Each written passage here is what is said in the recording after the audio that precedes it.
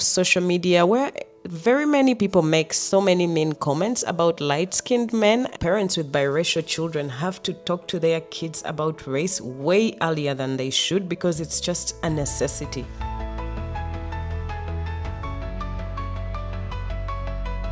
Hi everyone, welcome back to my channel. If you are new here, my name is Rebecca, and here we talk about everything motherhood, career, identity, and everyday life. Today's topic is one that is super personal to me, and before I dig in, I wanted to give you a background. I am born and raised in Uganda. I am 34 years old, but I currently live in Belgium. I'm a mother to one son, and my soon-to-be husband is Belgian. So this is where the topic comes from. This one is really from the heart, and I am interested in hearing people who grew up in it or are living it or are just curious about it to hear what they have to say about it. So if you want to say something, please leave it in the comments and we can make this a very nice conversation.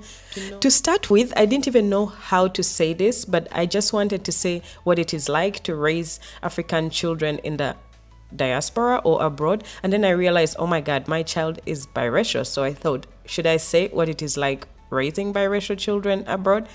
And it still didn't make sense to me, and I wanted to say, should I say raising biracial African children abroad? My child is, I would say, half Ugandan and half Belgian, and he is Belgian by nationality, but it's 50% my DNA, so I would think he's African and Belgian.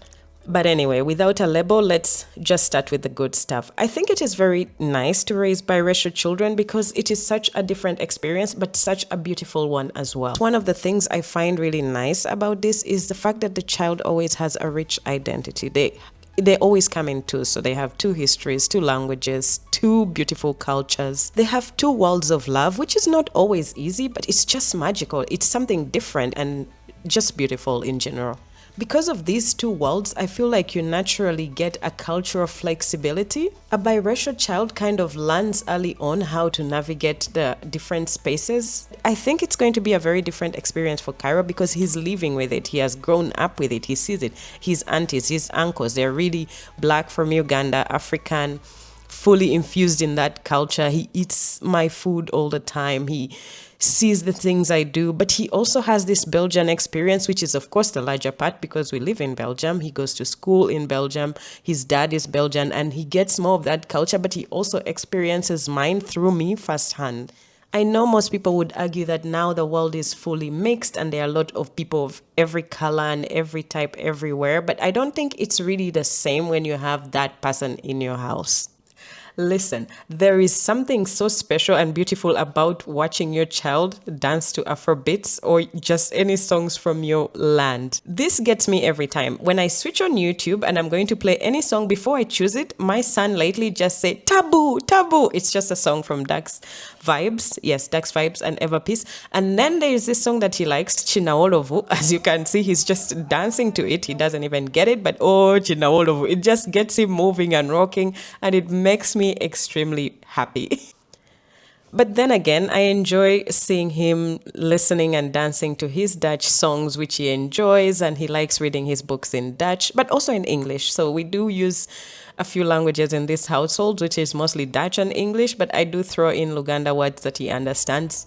But it's just really amazing to know that he has these many capabilities. At 2.5 years old, he gets it, that things are a bit different. I'm also even mostly shocked when he speaks to me in English because he speaks to his dad in Dutch and he speaks to me in English, but I'm always surprised about how quickly he makes the distinction that this lady speaks to me in English, so I'll speak English to her. All these things, like watching him eat a posho or matoke, so the food, the music, the stories, all this makes me so overjoyed to have a biracial child and raise one in my household. The good things are always enjoyable, but let's be real, there are always some challenges. With every rose comes a thorn.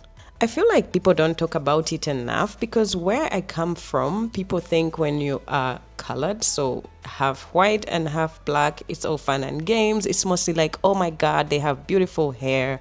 He's light skinned, he's so pretty. And then it's a world of social media where very many people make so many mean comments about light-skinned men. I'm sorry to say, but I read these things and I think, oh my God, my child is light-skinned. He's going to grow up here. But it hurts before it even happens, because I think, why are they being so mean? He's just a person. There are so many negative comments that are just unnecessary, and I don't know how to protect him from this, because at some point he'll grow up, he'll be an adult, he has to go in the real life and live the real life experiences. These social labels are not necessary, because they are always just identified by their hair, their skin, yet they're just people, they're intelligent, they're just living their lives. And even as a parent, it's very challenging, because you just want them to be themselves. Then there is this issue of identity struggle that no one wants to admit is there, but it is there. My son is not old enough to feel it, but I know a bunch of people who have said they don't know if they truly belong, because you don't feel Ugandan enough, but you also don't feel Belgian enough. It's very heartbreaking, especially when they start to notice that they're treated differently, and you have to tell them and explain exactly why they're treated differently. As a parent, you just want them to be kids, and it just becomes a very difficult kind of situation. I have had children from the age of 9, even 8, being taken to therapy just to discuss why they feel the way they feel. And sometimes it stems from the fact that they are different and they don't look like most of the kids they see in their schools, in the society. But there's nothing as a parent you can do about it. This in the end is just a mental load for both the parent and the child. Okay, let's put racism aside and talk about the disconnect from heritage. There are people, even family members, who could constantly judge you for just raising your child as a Belgian, well knowing that he's Belgian. People will often ask things like, do you teach him your mother tongue? Do you want him to go home often? Do you want him to adopt this and that from your culture? I always ask myself, is it necessary for him to learn Luganda? I do want him to know, but is it helpful to him? He's studying here. He needs to learn literally 3 international languages, which is French, English, Dutch, and German. Dutch is his mother tongue. Oh, father tongue. So isn't 4 languages enough? These languages are going to be useful to him. I don't know if he will ever want to live in Uganda. I don't know if at some point he will be like, oh, teach me. I teach him words here and there. But to hear people just instantly thinking it has to be done because I am Ugandan stings me.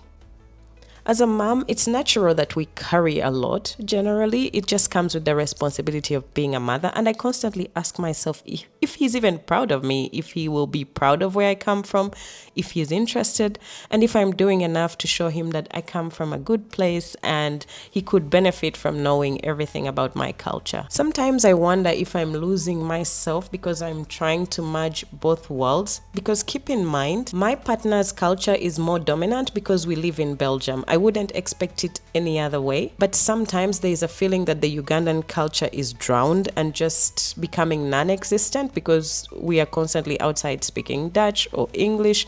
Our friends are from here. Okay, we have a bunch of international friends, but then Ugandan things are not as pronounced as I would love for it to be.